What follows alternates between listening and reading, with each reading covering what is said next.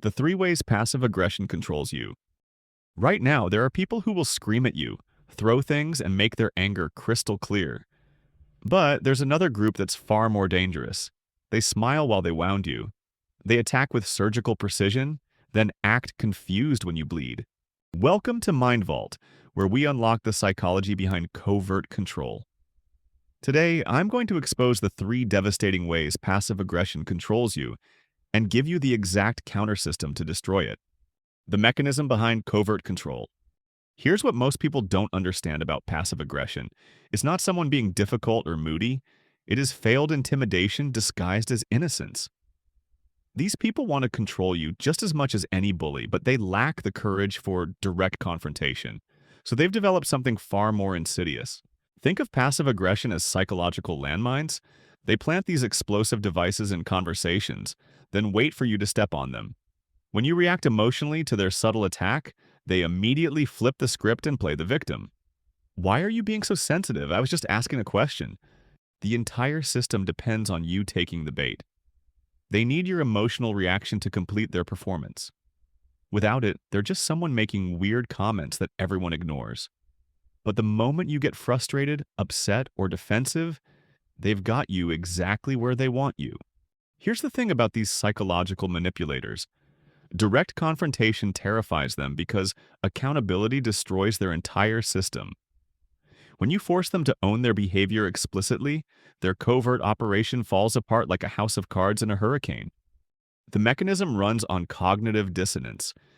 Deep down, they know they're being manipulative, but they can't admit it without facing the shame of their cowardice. So they've convinced themselves they're the innocent party in every interaction.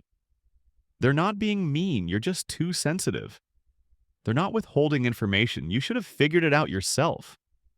They're not sabotaging you, they just forgot.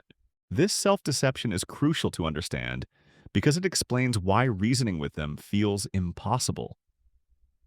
You're not dealing with someone who's consciously choosing to be difficult. You're dealing with someone whose entire identity depends on maintaining the illusion that they're the victim of your unreasonable expectations. The psychological theater requires two actors. There's the passive aggressor playing the innocent victim, and there's you, cast in the role of the unreasonable aggressor. Every interaction is designed to reinforce this dynamic. They say something subtly hostile, you react, and suddenly you're the problem. But here's where it gets really interesting. The moment you refuse to audition for the role of emotional reactor, their whole performance becomes obvious to everyone watching. Without your cooperation, they're just someone making strange, uncomfortable comments that reveal their true character. The power dynamic shifts completely when you understand that their covert attacks are actually confessions of their own weakness. Every passive-aggressive comment is them telling you they're too afraid to address their real concerns directly. Every innocent question is them admitting they lack the courage for honest communication. Now let me show you exactly how this plays out in three devastating ways, starting with their most powerful weapon. Way number one, the denial weapon. The first way passive aggression controls you is through weaponized denial. This isn't simple forgetfulness or confusion. This is gaslighting disguised as innocence, designed to make you question your own memory and perception of reality. Here's how it works. They deliver a subtle attack, wait for your reaction, then immediately deny any negative intent. I never said that. You're being too sensitive. I was just trying to help. The goal isn't to convince you they're right. The goal is to make you doubt yourself. Let me give you a perfect example from dating. Your partner makes plans with you for Friday night. You clear your schedule, turn down other invitations, maybe even buy a new outfit. Friday comes and they're nowhere to be found. When you call, they act genuinely confused. Oh, I thought we said maybe Friday. I never committed to anything definite. Now you're in an impossible position. You know what was said, but they're so convincing in their confusion that you start second-guessing yourself. Did they really say maybe? Were you reading too much into it? The doubt creeps in because their denial seems so authentic. Here's what's actually happening psychologically. They're rewriting history to avoid accountability. They know exactly what they said, but admitting it means facing the consequences of disappointing you. So they choose to gaslight you instead, making you the problem for having unrealistic expectations. Family dynamics offer another perfect laboratory for this weapon. Picture this. Your parent gives you a backhanded compliment at a family gathering. You look nice today. It's so good to see you making an effort for once. The room goes quiet. Everyone feels the sting. When you address it later, they're genuinely baffled by your reaction. I was giving you a compliment. I said you looked nice. Why are you always looking for problems? They've completely erased the second part of their statement from their memory, leaving only the innocent compliment. The psychological mechanism here is crucial to understand. They're not consciously lying about what they said. They've genuinely convinced themselves that only the positive part of their comment counts. The negative part was just honesty or trying to help you improve. This creates a devastating feedback loop in your mind. You start questioning your ability to interpret social interactions correctly. Maybe you are being too sensitive. Maybe you are looking for problems where none exist. The constant denial of your reality makes you doubt your own perceptions. Here's why this weapon is so effective. Most people will accept the denial to avoid conflict.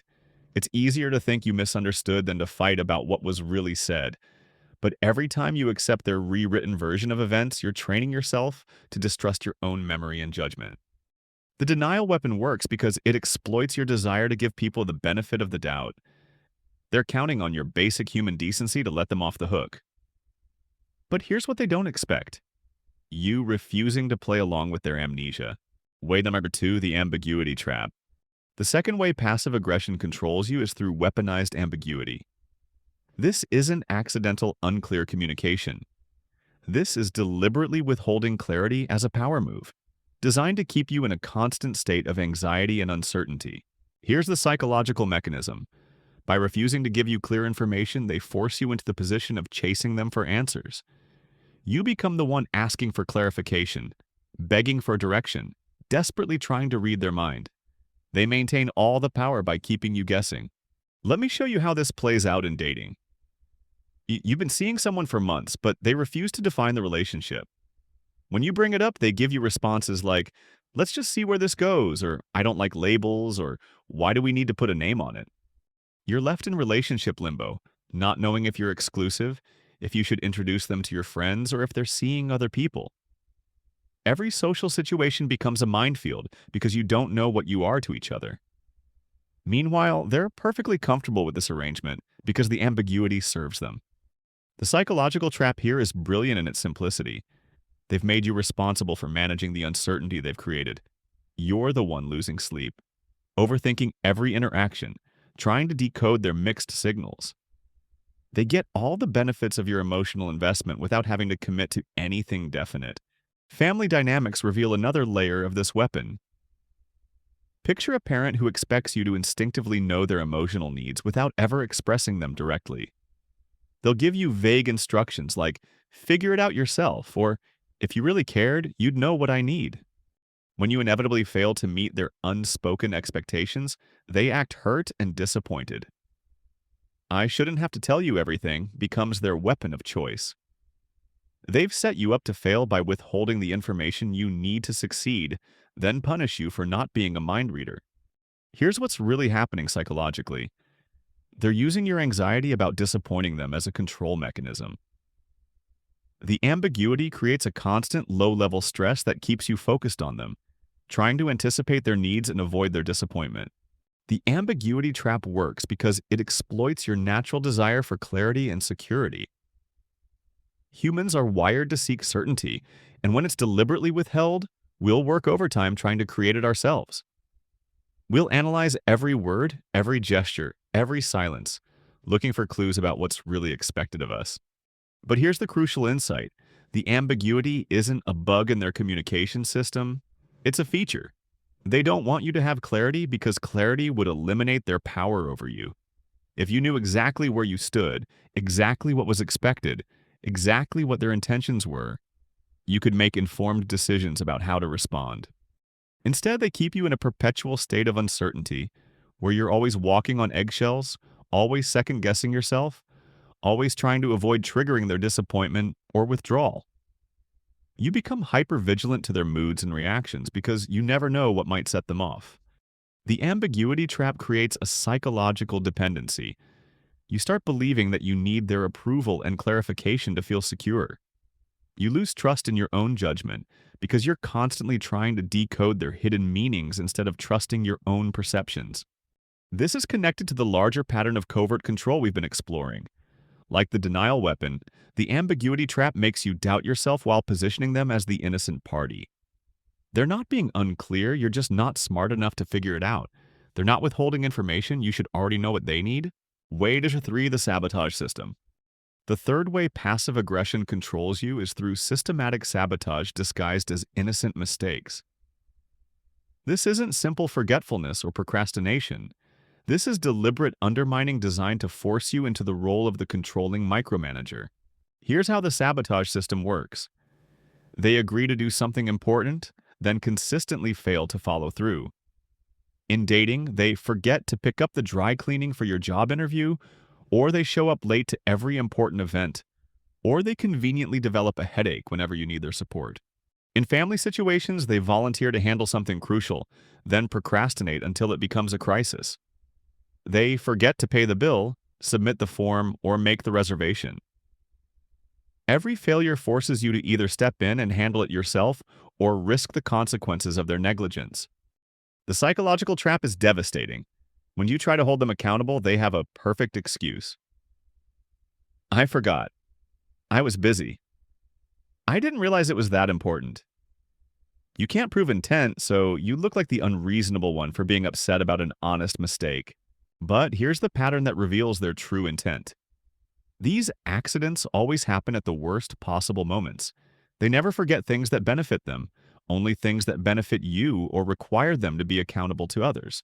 The sabotage system forces you into an impossible choice. Either you become the person who checks up on everything and reminds them constantly, or you accept that important things won't get done. If you choose to micromanage, they get to play the victim of your controlling behavior. If you don't, you suffer the consequences of their deliberate incompetence. This is perhaps their most insidious weapon because it makes you complicit in your own frustration.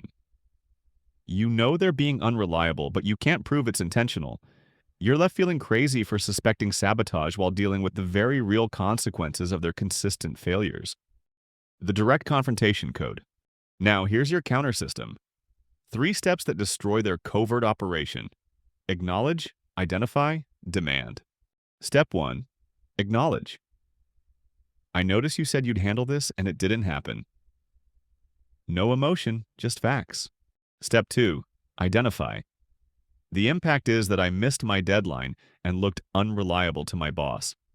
Step 3. Demand. I need you to clarify whether you're committed to following through next time. This forces them out of covert mode into accountability. They can't play victim when you're not attacking, just requesting clarity.